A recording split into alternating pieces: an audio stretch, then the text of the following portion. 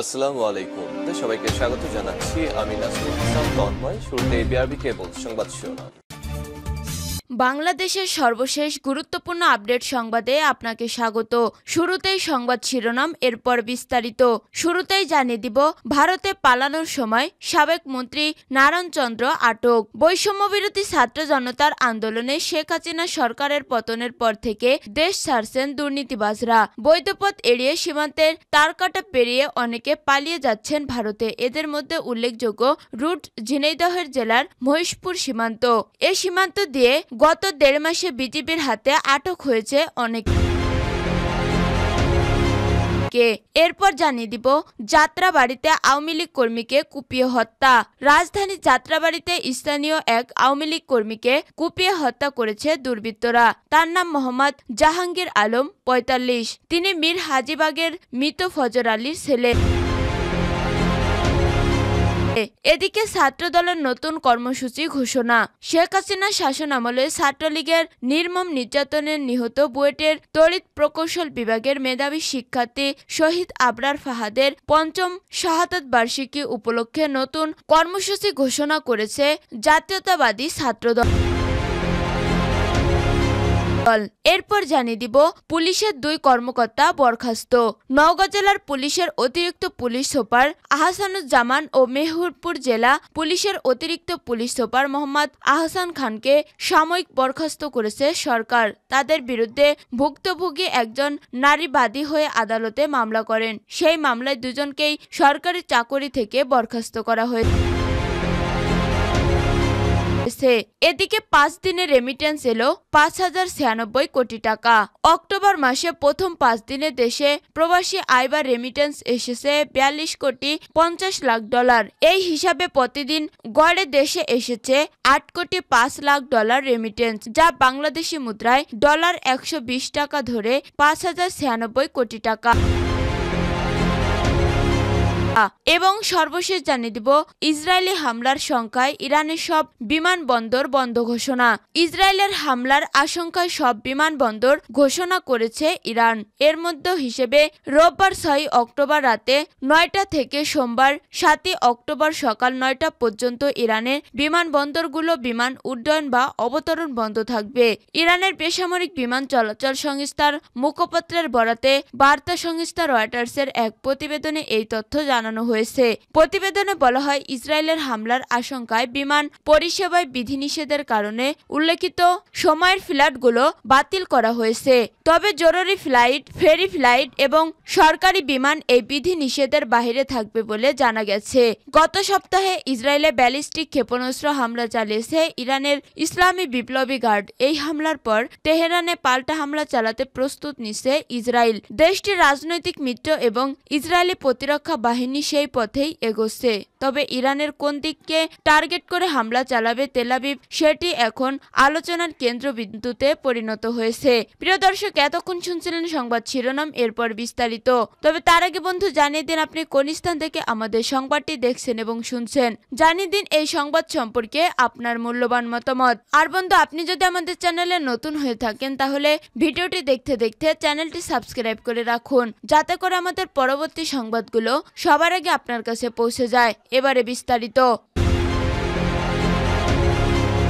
ভারতে পালানোর সময় সাবেক মন্ত্রী নারায়ণ চন্দ্র আটক। বৈষম্যবিরোধী ছাত্র জনতার আন্দোলনে শেখ হাসিনা সরকারের পতনের পর থেকে দেশ ছাড়ছেন দুর্বৃত্তবাজরা। বৈধপথ এড়িয়ে সীমান্তে তারকাটা পেরিয়ে অনেকে পালিয়ে যাচ্ছেন ভারতে। এদের মধ্যে উল্লেখযোগ্য রুট ঝিনাইদহের জেলার মহেশপুর সীমান্ত। এই সীমান্ত দিয়ে গত ১.৫ মাসে বিজিবির হাতে আটক হয়েছেন অনেকেই। এবার সেই তালিকায় যুক্ত হলেন খুলনা ৫ ডুমুরিয়া ফুলতলা আসনে টানা ৩বারের সংসদ সদস্য নারায়ণ চন্দ্র দাস। অবৈধভাবে ভারতে পালানোর সময় সাবেক এই ভূমিমন্ত্রী আটক হয়েছেন বিজিবির হাতে। রোববার ৬ অক্টোবর রাতে বিজিবির পক্ষ থেকে পাঠানো এক বার্তায় জানানো হয় যে, অবৈধ ভারতে পালানোর সময় ঝিনাইদহের মহেশপুর সীমান্তে সাবেক ভূমিমন্ত্রী ও খুলনা ৫ আসনের সাবেক এমপি নারায়ণ চন্দ্রকে আটক করা হয়েছে। দ্বাদশ জাতীয় সংসদ নির্বাচনে ভূমি মন্ত্রণালয়ের মন্ত্রীর দায়িত্ব পান খুলনা ৫ আসনের সংসদ সদস্য নারায়ণ চন্দ্র চন্দ্র দাস। 2008, 2014 ও 2018 সালের নির্বাচনে টানা 3 বার সংসদ সদস্য নির্বাচিত হন তিনি। এর আগে 2014 সালের 12 জানুয়ারি তিনি মৎস্য ও প্রাণী সম্পদ মন্ত্রণালয়ের প্রতিমন্ত্রী হিসেবে শপথ নেন। কিছুদিন পর মৎস্য ও প্রাণী সম্পদ মন্ত্রী সাইদুল হকের মৃত্যু হলে তিনি ওই মন্ত্রণালয়ের মন্ত্রীর দায়িত্ব পান। যাত্রাবাড়িতে আওয়ামী লীগ কর্মীকে কুপিয়ে হত্যা। রাজধানীর যাত্রাবাড়িতে স্থানীয় এক আওয়ামী লীগ কর্মীকে কুপিয়ে হত্যা করেছে দুর্বৃত্তরা। তার নাম মোহাম্মদ জাহাঙ্গীর আলম, 45। তিনি মীর হাজিরবাগের মৃত ফজর আলীর ছেলে। রোববার রাতে মীর হাজিরবাগ আবু হাজির গলিতে এ ঘটনা ঘটে। গুরুতর আহত অবস্থায় তাকে ঢাকা মেডিকেল কলেজ হাসপাতালের জরুরি বিভাগে নিয়ে আসলে কর্তব্যরত চিকিৎসক রাত 12:15টায় মৃত ঘোষণা করেন। ঘটনার সত্যতা নিশ্চিত করেন ঢামেক হাসপাতাল পুলিশ ফাঁড়ির ইনচার্জ পরিদর্শক মোহাম্মদ ফারুক বলেন, মৃতদেহটি হাসপাতাল মর্গে রাখা হয়েছে। নিহতের ভাতিজা মোহাম্মদ রুবেল জানিয়েছে, বাসার অদূর আবু হাজি গলিতে সন্ত্রাসীরা তাকে কুপিয়ে ফেলে রেখে যায়। পরে স্বজনরা তাকে উদ্ধার করে হাসপাতালে নিয়ে আসেন। জাহাঙ্গীর আলম তার নিজের বাড়ি ভাড়া দিয়ে যা আয় হয় তাই দিয়েই চলেন, অন্য কিছু করতেন না। জাহাঙ্গীর আওয়ামী লীগ কর্মী ছিলেন বলেও জানিয়েছেন রুবেল। তবে কি কারণে ঘটনাটি ঘটিয়েছে তাৎক্ষণিক জানতে পারেননি। তার সঙ্গে ঢামেকে আসা আরেকজন বলেন, চাঁদাবাজি সংক্রান্ত বিরোধ নিয়ে ঘটনাটি ঘটতে পারে বলে শুনেছেন। আসলে প্রকৃত ঘটনা এখনো রহস্য ঘেরা। ছাত্রদলের নতুন কর্মসূচি ঘোষণা। শেখ হাসিনার শাসন আমলে ছাত্রলীগের নির্মম নির্যাতনে নিহত বুয়েটের তড়িৎ প্রকৌশল বিভাগের মেধাবী শিক্ষার্থী শহীদ আবরার ফাহাদের ৫ম শাহাদত বার্ষিকী উপলক্ষে নতুন কর্মসূচি ঘোষণা করেছে জাতীয়তাবাদী ছাত্রদল। কর্মসূচি অনুযায়ী সোমবার ৭ অক্টোবর নিরাপদ ও মুক্তবুদ্ধি চর্চার গণতান্ত্রিক ক্যাম্পাসের দাবিতে দেশের বিভিন্ন বিশ্ববিদ্যালয় ও কলেজ ক্যাম্পাসে মৌন মিছিল ও স্মরণ সভা করবে ছাত্রদল। রোববার ৬ অক্টোবর ছাত্রদলের সভাপতি রাকিবুল ইসলাম রাকিব এবং সাধারণ সম্পাদক নাসির উদ্দিন নাসির এই কর্মসূচি ঘোষণা করেছেন। দেশের সব বিশ্ববিদ্যালয় ও কলেজ শাখার নেতাদের যথাযথভাবে কর্মসূচি পালনের নির্দেশ দিয়েছেন তারা। উল্লেখ্য, ২০১৯ সালের ৭ অক্টোবর বুয়েটের শেরেবাংলা হলের নিচতলায় সোমবার ভোর ৩টা পুলিশ আবরারের লাশ উদ্ধার করে। আবাসিক হলের দ্বিতীয় তলা ইনস্টল করা একটি ক্লোজ সার্কিট ক্যামেরা ধারণ করে ফুটেজ দেখা যায়। কয়েকজন শিক্ষার্থী আবরারের হাত ও পা ধরে টেনে করিডোরের নিচে নামাচ্ছে।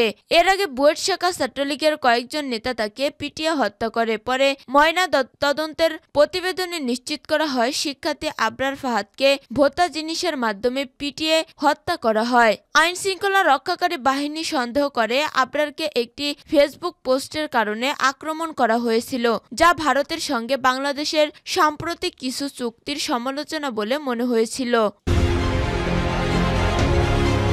পুলিশের 2 কর্মকর্তা বরখাস্ত।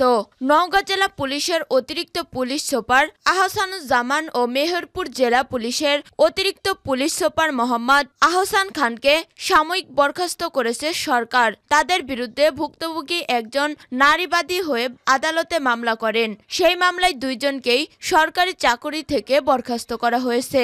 স্বরাষ্ট্র মন্ত্রণালয়ের জননিরাপত্তা বিভাগের সিনিয়র সচিব মোহাম্মদ আবুল মোমেন স্বাক্ষরিত পৃথক 2টি প্রজ্ঞাপনে গত 3 অক্টোবর এই আদেশ দেওয়া হয়। রোববার 6 অক্টোবর সাময়িক বরখাস্তের আদেশ জানায় স্বরাষ্ট্র মন্ত্রণালয়। ওই প্রজ্ঞাপনে বলা হয়েছে, নওগাঁ জেলা পুলিশের অতিরিক্ত পুলিশ সুপার আহসানুজ্জামানের বিরুদ্ধে মোসা নাজনীন নাহার খান রংপুর চিফ মেট্রোপলিটন ম্যাজিস্ট্রেট আদালতে সিআর মামলার দায়ের করেন 2022 সালের 16 নভেম্বর, যা বর্তমানে ক্রিমিনাল কেস নং 231 অথবা 2023-এ রূপান্তরিত হয়ে রংপুর সিনিয়র দায়রা জজ আদালতে বিচারাধীন আছে। 5 দিনের রেমিটেন্স এলো 5,096 কোটি টাকা। অক্টোবর মাসের প্রথম 5 দিনে দেশে প্রবাসী আয় বা রেমিটেন্স এসেছে 42 কোটি 50 লাখ ডলার। এই হিসাবে প্রতিদিন গড়ে দেশে এসেছে 8 কোটি 5 লাখ ডলার রেমিটেন্স, যা বাংলাদেশি মুদ্রায় ডলার 120 টাকা ধরে 5,096 কোটি টাকা। উল্লেখ্য, সেপ্টেম্বরে একই সময় দেশে এসেছিল 41 কোটি 75 লাখ ডলার। সেই হিসেবে চলতি মাসের বেড়েছে প্রবাসীদের রেমিটেন্স রেমিটেন্স প্রবাহ। রোববার 6 অক্টোবর এই তথ্য জানিয়েছে বাংলাদেশ ব্যাংক। বাংলাদেশ ব্যাংকের তথ্যে জানা যায়, চলতি অক্টোবর মাসের প্রথম 5 দিনে দেশে যে পরিমাণ রেমিটেন্স এসেছে, এর মধ্যে রাষ্ট্রায়ত্ত ব্যাংকগুলোর মাধ্যমে 10,80,20,000 $, বিশেষায়িত একটি ব্যাংকের মাধ্যমে 1,50,20,000 মার্কিন ডলার, বেসরকারি ব্যাংকগুলোর মাধ্যমে এসেছে 30,02,00,000 এবং বিদেশি ব্যাংকগুলোর মাধ্যমে এসেছে 14,80,000 মার্কিন ডলার রেমিটেন্স। 2024-25 অর্থ বছরে জুলাই থেকে সেপ্টেম্বর পর্যন্ত 3 মাসে দেশে 654,30,00,000 মার্কিন ডলার রেমিটেন্স এসেছে। আগের অর্থ বছরে একই সময় যার পরিমাণ ছিল 490,70,00,000 মার্কিন ডলার। এর আগে গত জুন মাসে 253,86,00,000 ডলার রেমিটেন্স আসার পর চলতি অর্থ বছরের প্রথম মাসে জুলাই প্রবাসী আয় এসেছিল প্রায় 191 কোটি মার্কিন ডলার, যা গত 10 মাসের মধ্যে সবচেয়ে কম আয় ছিল। তবে অন্তর্বর্তী সরকার গঠনের পর পরিস্থিতি স্বাভাবিক হতে শুরু করে। এর ধারাবাহিকতায় গত আগস্টে 222 কোটি